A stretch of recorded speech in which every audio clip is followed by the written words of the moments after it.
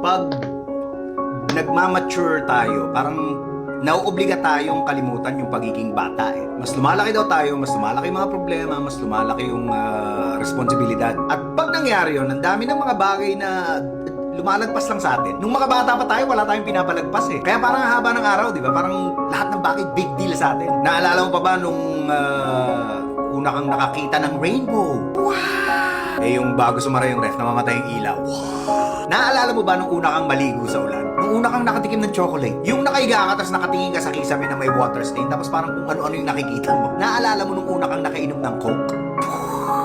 Sa maniwala kahit sa hindi, ang dami pa rin mga ganun sa paligid natin. Mga bagay na hindi pa natin alam. Pero dahil mayayabang na yung mga mature na mga sarili natin, hindi na natin ini-enjoy yung kababawan. May mga nagsasabing matanda na tayo kaya hindi na tayo naglalaro. Pero ang totoo, hindi na tayo naglalaro kaya tayo tumatanda. Sana huwag niyong hayaang mawala yung inner child ninyo. Huwag tayong maging isip bata.